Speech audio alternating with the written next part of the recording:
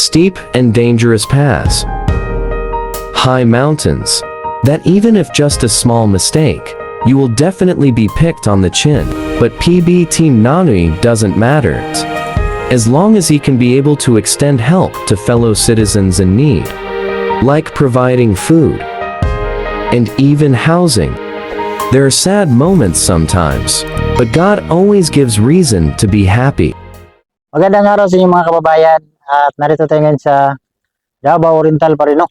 Ito tayo sa Barangay Oregon, Davao Oriental. So kung naalala yung vlog natin, yung ating nawalaan ng bahay, yung ating wala nang babalikan, so balikan natin ngayon yung bahay nila. Kasi paggawaan to ng bahay ng napakabait nating mayor dito sa Gobernador Generoso. Walang iba kung hindi si Mayor Juanito C. Nuales. Agad niyang inaksyonan para mabahayan ang pamilya ni Ate, no? So balikan natin ngayon dahil ngayon ay alas 4 na, so umuwi na yung mga nagtrabaho. So nakita niyo mga kababayan ay parang madilim-dilim na. Malapit na mag-alas 5. So masama pa yung panahon. Galing kasi kami doon sa mga anak ng Amerikano. So dinaanan ko lang to at least makita nyo, no? So puntahan natin yung bahay nila kasi nag-layout na to kahapon. Ito yung bahay nila. May layout na. So i-vlog natin to ulit. Kausapin natin yung panday, kaso lang walang panday ngayon. Yan, o.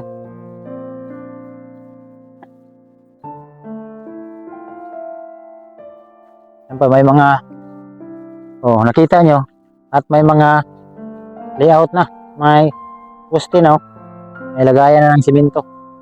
So ang laki nito ay 16 by 14, parang ganun. So balikan na lang natin to sa susunod. Kausapin natin yung panday kung ano yung kalaki nito. So nandito yung mga materialis, puntahan natin yung mga materialis.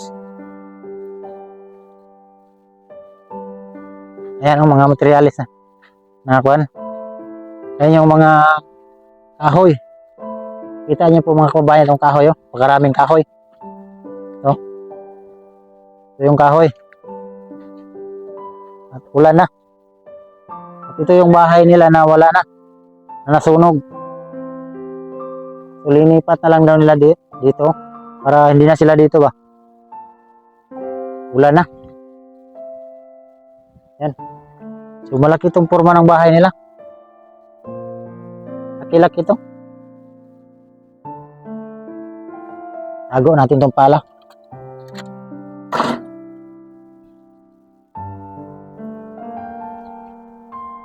Tago na natin ito. Patay, ulan na. Tago ka muna dalam. Ulan. Oh. Umuulan.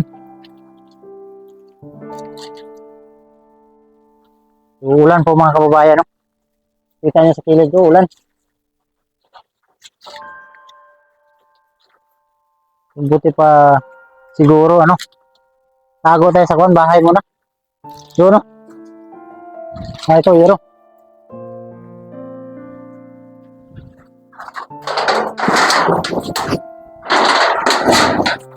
Pagay muna natin to kay ulan. Yan.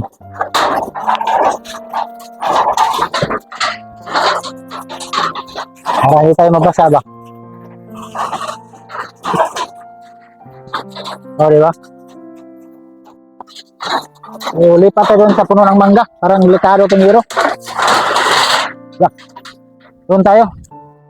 Uwi na lang siguro tayo, maulan man. So, biglang lumakas kasi yung ulan.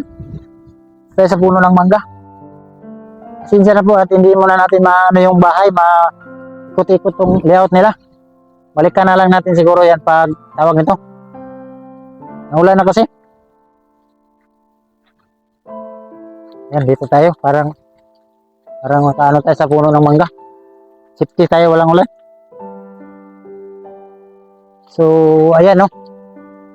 Hindi lang natin ikutan yung bahay. Hindi natin na yung mga ganap dyan ba. Kasi walang mga trabahante nagtrabaho. Alas 4 na kasi. Lapit na mag alas 5.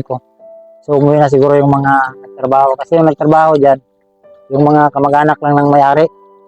So siguro umuwi na sila. So siguro bukas o sa sunod na araw, i-vlog natin yan at least makita natin, makausap natin yung nagtrabaho kung ano yung kalaki ng bahay, ano yung forma ng bahay, at saka ano yung tawag ito, ano yung design ba. So uwi na po kami mga kababayan. Siyempre magpasalamat lang tayo sa nagbigay niyan sa aming mayor ito sa Gubjin. Inaksyonan niya kagad. Salamat mayor sa pagtulong mo talaga sa mga tao. Inaksyonan mo kagad.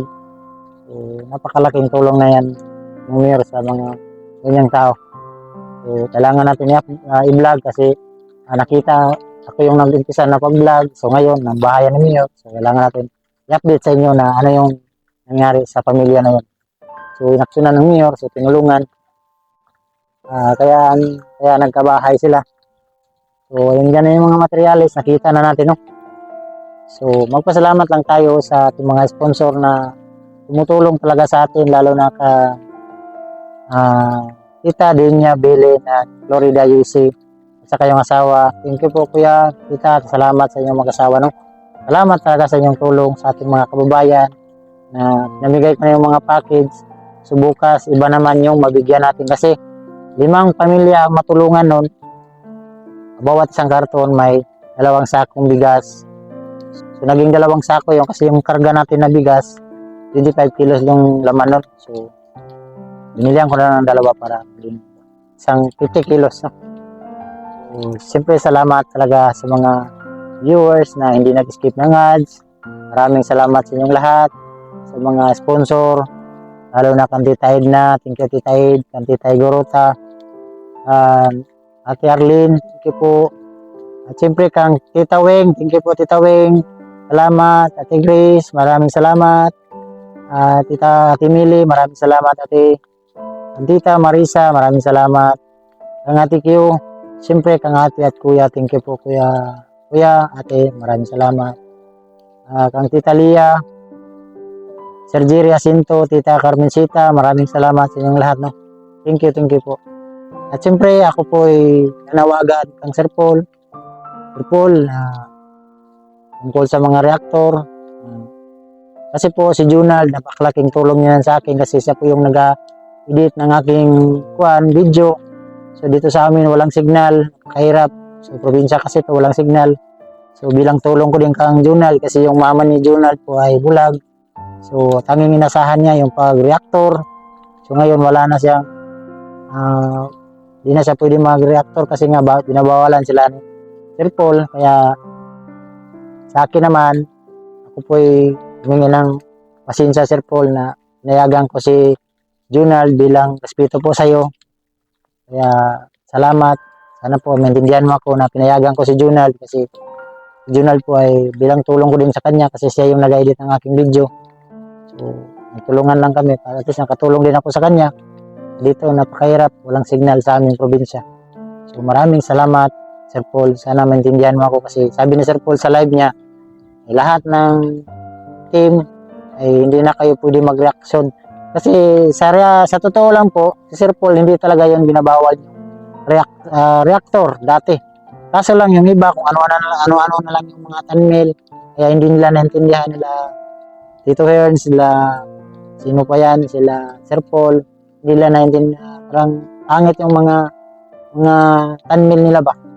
So naintindihan natin si Sir Paul kasi yun yung pangulo ng team.